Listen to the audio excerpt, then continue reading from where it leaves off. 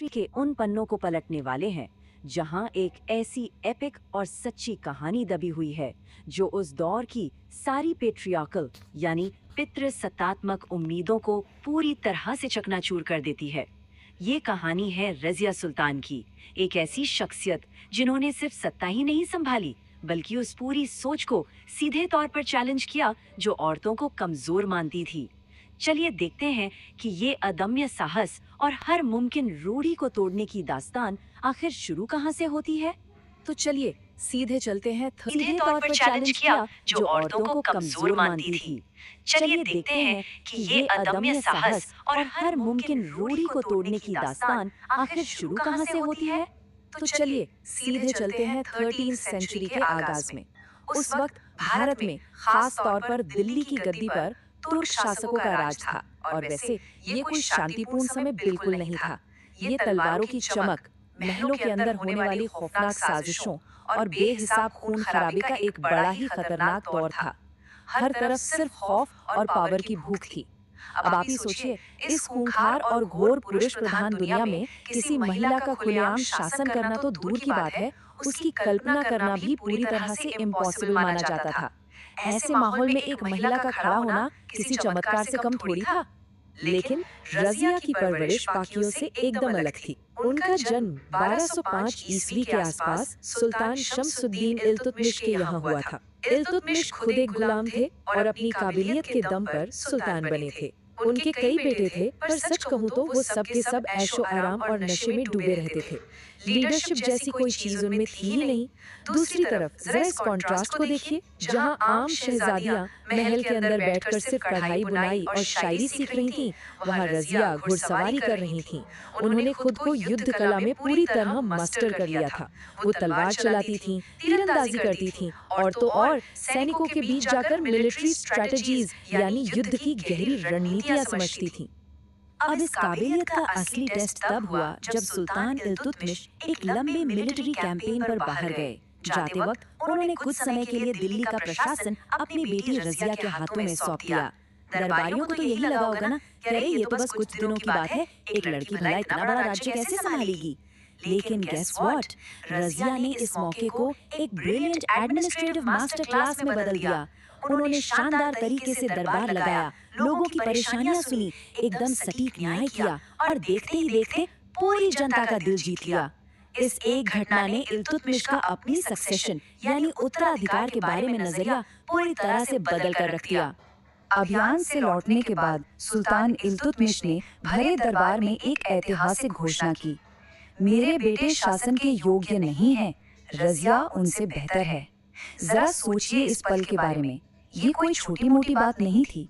खुले दरबार में ये घोषणा सुनते ही उन घमंडी और बेहद कट्टर तुर्क अमीरों के बीच एक लंबा सन्नाटा छा गया। उनके नाजुक ईगो को ये बात पच ही नहीं रही थी कि एक महिला को उनका रूलर डिक्लेयर किया जा रहा है। लिटरली उनके चेहरों की हवाइयां उड़ गई थीं। पर जैसा कि इतिहास में अक्सर होता है, 1236 में इल्तुतमिश की मृत्यु के तुरंत बाद उन दरबारियों ने उनकी आखिरी इच्छा को उठाकर कचरे में डाल दिया। उन्होंने बगावत कर दी और रज़िया की जगह उनके अयोग्य भाई रुकनुद्दीन फिरोज को गद्दी पर बैठा दिया। रुकनुद्दीन को तो बस नाच गाने और ऐश करने में मजा आता था। तो असली सत्ता किसके पास आई? उसकी क्रूर माँ शाह तुर्कान के हाथों में। और यहीं से शुरू हुआ शाह तुर्कान के शैडो रूल का एक खौफनाक दौर। विरोधियों की बेदर्दी से हत्याएं होने लगी, जनता पर अत्याचार बढ़ने लगे और दिल्ली की हालत बद से बदतर हो गई।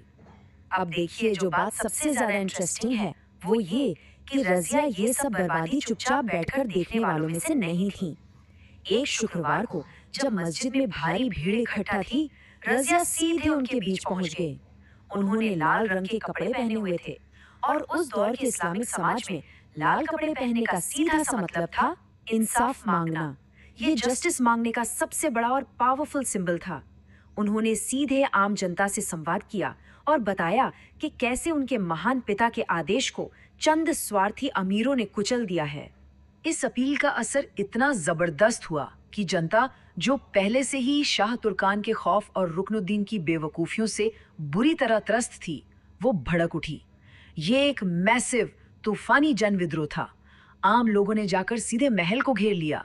इस तेज और आक्रोश भरे विद्रोह ने कुछ ही समय में रुकनुद्दीन को गिरफ्तार कर लिया, जिसे बाद में मार दिया गया। और दोस्तों, इसी के साथ उस खून से सनी गद्दी का रास्ता साफ हुआ, जिस पर अब आखिरकार दिल्ली की पहली महिला सुल्तान बैठने वाली थी। ये हिस्ट्री का एक अनबिलीवेबल गेम चेंजिंग मोमेंट था। और ये कदम उनके स्पष्ट और पावरफुल विजन को कितने शानदार तरीके से इलिस्ट्रेट करता है। जब वो 1236 में सत्ता में आई तो उन्होंने सुल्ताना कहलाने से साफ इनकार कर दिया। सुल्ताना का अर्थ होता है सुल्तान की पत्नी। इसके बजाय उन्होंने जोर देकर कहा कि उन्हें सुल्तान रजिया कहा जाए।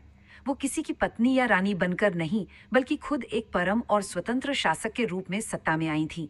ये नाम उनके इसी अटूट आत्मविश्वास और डिनाइएबल अथॉरिटी का प्रमाण था। गद्दी पर बैठते ही उन्होंने जो काम किए वो उस रूढ़िवादी दौर के हिसाब से एकदम क्रांतिकारी थे। पर्दा प्रथा को पूरी तरह से उठाकर बाहर फेंक दिया गया। वो खुले दरबार में पुरुषों की तरह शाही पोशाक और टोपी पहनकर आने लगी। वो खुद घोड़े पर सवार होकर सेना को लीड करती थीं। उन्होंने गरीबों के लिए एकदम फेयर जस्टिस सिस्टम बनाया, व्यापार को भारी बढ़ावा दिया और शिक्षा का भरपूर सपोर्ट किया। इन सारे कामों ने कट्टरपंथी परंपरावादियों को तो गहरे सदमे में डाल दिया, लेकिन जनता के दिलों में उन्होंने अपने लिए अथाह प्यार और सम्मान कमा लिया। रजिया सुल्तान की एक और सबसे बड़ी खासियत ये थी कि वो वंश या जाति से ज्यादा प्योर मेरिट यानी शुद्ध योग्यता को महत्व देती थीं। और सच कहूं तो यही वो एग्जैक्ट कदम था जिसने तुर्क अमीरों के गुस्से में आग में घी डालने का काम किया। रजिया ने दरबार के घमंडी तुर्क एलीट क्लास को दरकिनार करते हुए जमालुद्दीन याकूत नाम के एक अधिकारी को बहुत ऊंचा पद दे दिया। याकूत हबशी मूल के थे, लेकिन वो बेहद वफादार और अपने काम में हाईली केपेबल थे। सिर्फ काबिलियत के आधार पर किसी गैर तुर्क का इतना आगे बढ़ना उन तुर्क अमीरों से बर्दाश्त ही नहीं हुआ।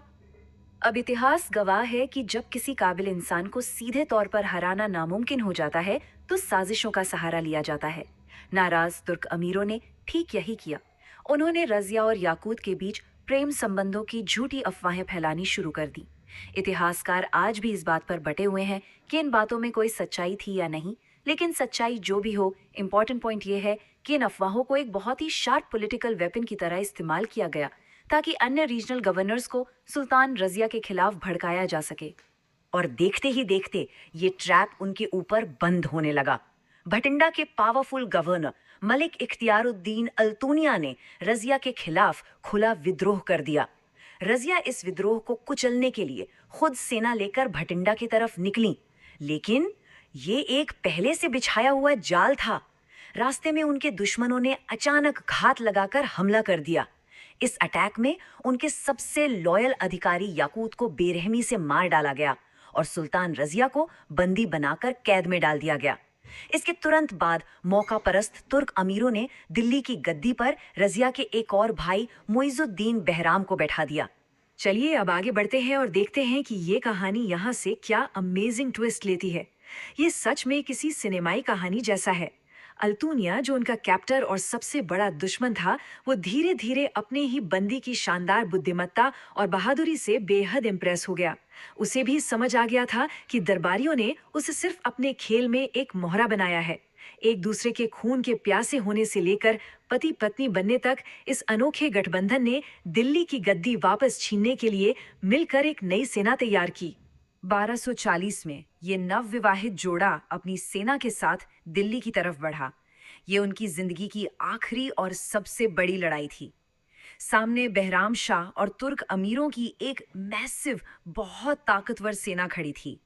रजिया ने मैदान में पूरे साहस और अदम्य शौर्य के साथ लड़ाई लड़ी। वो आखिरी सांस तक पीछे नहीं हटी, लेकिन अनफॉर्चुनेटली उनकी छोटी सेना पूरी तरह कुचल दी गई।